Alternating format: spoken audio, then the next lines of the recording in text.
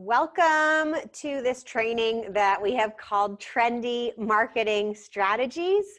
I'm Sarah Olivieri. I'm a #1 best-selling author, a former executive director, a former marketer, and now I am a nonprofit business strategist. And I have created the Impact Method to help nonprofit organizations get organized, optimized, and really thrive in this fast-paced digital world. We're going to do a quick 15-minute micro training.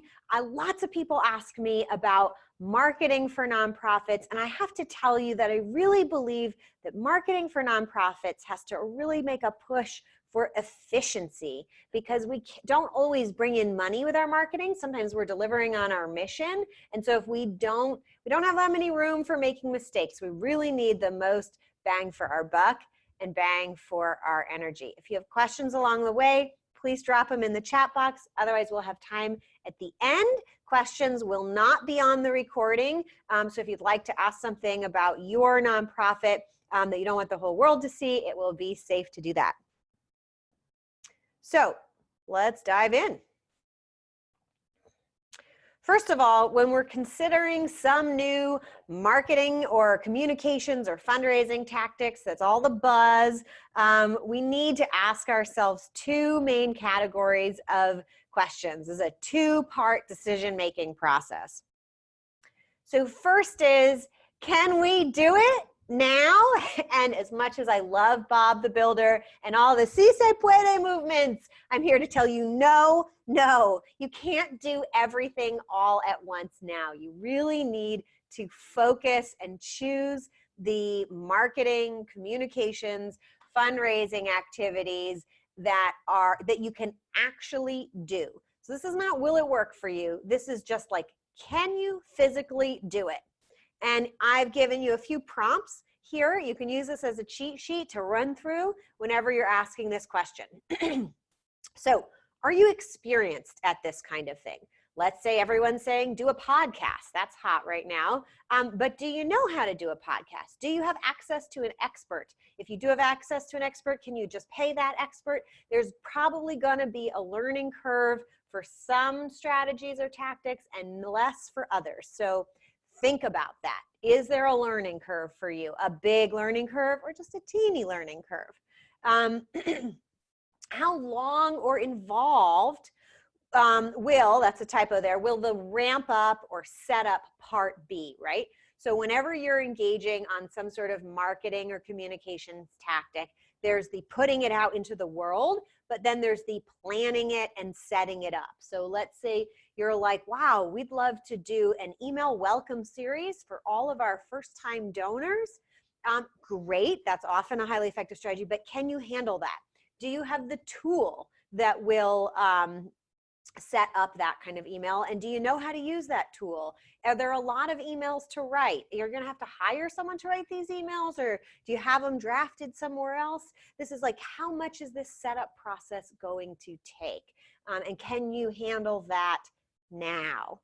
We like to think, of course, we could do anything we want whenever, but we really only need to ask ourselves about the marketing tactics and strategies that we can execute now. Also, are there things that we could or should stop doing to make room for this? Or another way I think it's helpful to think about that is, if we do this, does it mean we no longer need to do another thing? So for example, I'm doing this micro training, which means I no longer have to worry about things like writing my blog posts, because to be honest, for me, like the ability to pump out a blog post is like excruciating. It takes like this mental energy for me that drains me like crazy. And just because of the way my brain is wired, doing a quick micro training, throwing the slides together, thinking through a specific bite of knowledge that I can share with people is energizing and fun and gets content out there. So really think about, if you're doing this new thing, does it mean that you're stopping something else? So that is the things I want you to think about when you're asking yourself, can you even do it? Before you even ask, is this a good idea? Will it work for our people? Just take a self-assessment for you. This is for you, your team. Can you handle this? And if you've got board members or volunteers or other people pressuring you to do things that you can't do right now, I'm going to spoon feed you the line if that makes you nervous. That is such a great tactic. Unfortunately, we have our hands full at the moment with things that make an even bigger impact for us. But we've added it to our list, whether or not you have the list, to come back to when we have more capacity. So then after you've cleared the waters and said, okay, we have the ability to do this if we choose to, you want to ask yourself, will it actually work for us, for our nonprofit, in the context that we are right now, in our given situation and what we're trying to achieve? So here are the things that I want you to consider regarding that. What outcome are you actually trying to achieve, right? So everybody might be saying, do email marketing, but what is your goal? Like, what are you trying to achieve? And is that really something that can be achieved by the tactic that you're considering? Yes or no? If not, then move on. Find something that's really going to fit your goal. I think a great example of this is, if you do podcasts or you interview guests on a vlog or live videos, there's kind of two strategies that could be going on there. One, you could be building content to increase the size of your audience, right? And nurture your audience. But you could also, your target could actually be to increase your strategic partners, in which case the size of the audience doesn't as matter so much, because your goal is to build relationships with the people who are the guests, right? So be really clear about what you're trying to get out of a given tactic and make sure you've chosen something that will work to achieve that goal. Is it still relevant? And I'm going to go over this on the next slide, because there are quite a number of tactics that work up to a certain point and then they're no longer relevant. Like, let's say right now we were going to do an ice bucket challenge. Not so relevant anymore. It's kind of been done and played out. Before we had the Me Too movement, we couldn't leverage that thinking and that concept that's ever present, or hopefully ever present, but maybe not ever present, that's in the world. So as things happen, major events happen, also just things get worn out. They're exciting, they're unique, and then everybody does them, and then they're not so unique anymore. So really think about, is this still a relevant tactic? Does it make sense today? Also, this one is so important. Does it fit with your personality, brand, MO? In marketing terms, we think a organization's personality, all these things combined, is their brand. But if the word brand is not your cup of tea, you can use any of those words, but it's really got to be you. If that's just not your style, if that's just not who you are as an organization and as a person in your heart, then don't do it. Do not do something that's not aligned with you, because it will fall flat almost every time. Same thing with, will it appeal to your audience? This is like another side of the same coin, right? So if it's not aligned with you, it's certainly not going to be aligned with your audience. But there might be some differences between you and your audience. So if your audience is primarily people between the ages of 65 and 75, certain things are going to appeal to them that won't appeal to a much younger audience. Or if your audience is very affluent, it really just depends. You've got to know your audience and make sure you pick something that will appeal to them. And does its success hinge on some critical prerequisites? Blah, that's like a tongue twister. I don't know why I wrote it, but it's so important. In fact, even as a team of marketing professionals, when I used to run a marketing agency, we still got tripped up by this with a bunch of super high-level professional marketers. So for example, sending out a big email campaign for a fundraising email campaign does not work if you don't have an email list of any significant size, right? Or a good email list. Your list could be big, but it could be full of people who don't really care anymore. So you really, really have to think about, what are the prerequisites that need to be in place for this tactic to work? And do we have those prerequisites in place? If you choose something and you don't have those prerequisites in place, you're really going to waste a lot of time and energy, and it's probably going to fall flat. And finally, is this the best tactic we could be using to solve our outcome? Is it the most efficient? Always, always ask yourself for a moment. One of PivotGround's core values is we believe there always has to be a better way if something isn't quite right. So I always like to ask myself, is there a better way than this tactic? Or is this the best that we can do now? Not the best that is out there ever, but the best of all the things that are out there that we can actually do now. So how can you actually answer those questions? I don't have time in a micro training to teach you everything about marketing, but I can tell you 3 really critical things that almost every marketing tactic is either one of these three things, all of these 3 things, or a combination of any 2. So there's 3 basic things that most marketing tactics or strategies have in them. One is there's some element of getting people's attention. So one way you can do that is to be different. I took a seminar with Nicholas Kuzmich, who's a very well-known Facebook marketer, and he talked about when everyone's using brightly colored photos on Facebook, you post a black and white photo. When everyone goes black and white, you post a color photo. Or for those of you who've seen Schindler's List, I bet as soon as I said that, you are remembering that black and white image with a single bit of color showing in the film. So something that grabs people's attention by standing out. And this is the type of tactic where the fact that something stands out is like always true. What particular thing will stand out depends on the flavor of the day. If black and white photos are standing out today and everybody starts using them next week, all of a sudden your black and white photos will not stand out. A great way to stand out without worrying about the trends is by asking questions. It is almost impossible when somebody asks you a simple question to not think about the answer. So this is a great way to engage the brain that doesn't involve any sort of gimmick, and it's also really authentic. So if I ask you, what did you eat for breakfast this morning? I bet you all have an answer instantly, even if you weren't thinking I was going to ask that or that you wanted to even answer that question. So asking a question is really helpful. I'll put some links in the recording of this. The ask method is a very comprehensive marketing method, but I've stuck it in this line because it's based around the idea of asking people what they want and then building your marketing to respond to what people are looking for.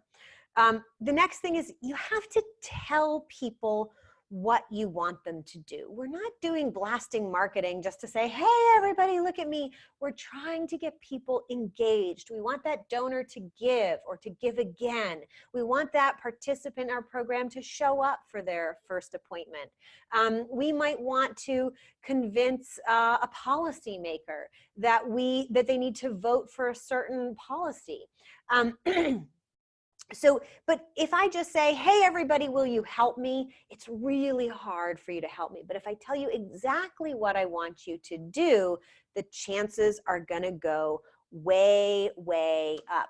So oftentimes we call this a call to action, right, in marketing, or CTA, if you want to be acronym-y about it.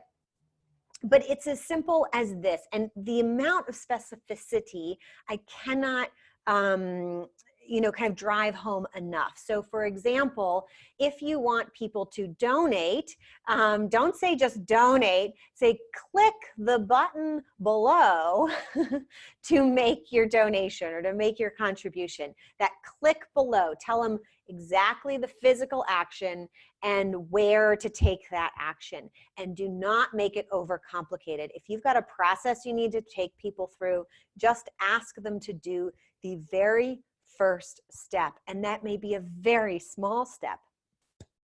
And finally, we need to keep people engaged so that we can grow the actions they'll take with us, from showing up maybe to watching our Facebook posts to making a donation if we want to take them on that journey. And I kind of have three main points to tell you about this. First is you always want to be growing your know, like, and trust factor. You can Google that. Lots of things will come up. I am going to give you guys a link to this trust table. A consultant who I've met, I love this table. It basically tells you, like, is a speaking engagement going to get you more or less trust? How much trust does an ad get you? And then he has measured basically like how much effort it takes to get that trust. So this is a great table to get some ideas about the things that you might do and filter them through the whether or not you can do them to gain people's trust. Another thing that really helps keep people engaged is to make them the hero of the story. We are, in a loving way, naturally self-centered. It's what keeps us alive. Our worlds do revolve around us. We are the center of our own universe. And so when you're telling people any kind of story about your programs, you want it to be about they're the hero of the story, and you are the story or the person taking them on the journey. In that. And so for this, I highly recommend checking out StoryBrand. You can go to their website, or we'll throw a link in the recording of this, but make that language about them. StoryBrand has a great framework you can grab for free about how to identify the key parts of what you're doing and frame that in a story about the person you're speaking to. So no longer do I want you to say, we have this program and we help people this way and we help people that way, but bring in who you're talking to and make them the center. And finally, it just can't be said enough. Be authentic. People will sniff out inauthenticity in a heartbeat. So just forget it. If it's not authentically you, don't do it. And I can give you just a few quick tidbits about how being authentic can be a winning and very helpful strategy too, right? If you're an organization that doesn't have a lot of fancy video equipment or a big budget, you don't need expensive stuff to put together a video. Just be you. You don't need makeup. Just grab a phone and make a simple video. The most important thing with things like video is that you have clear audio. That's the most important thing, because if people can't hear you, then it's really hard for them to engage or know any of this other information. And time again, it's not about if your design is beautiful and authentically you are about beautiful design, then by all means work with that graphic designer, make things beautiful.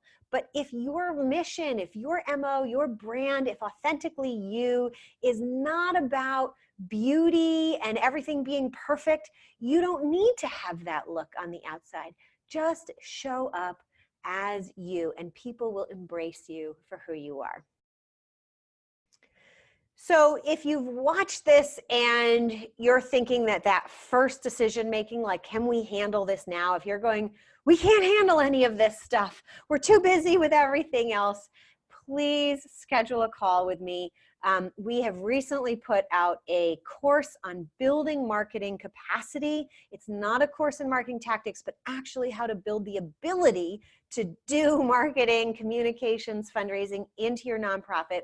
It is not expensive at all, but I certainly don't want anyone even thinking of signing up who wouldn't really benefit from it. So hop on a call with me and let's see if it makes sense for you. And then if it does, we can enroll you. It's super easy and quick and super low expensive, low cost. I am just full of tongue twisters today. So now I'd like to open up, if there are any questions, I have some time to hang out. You can shoot them in the chat and I will answer.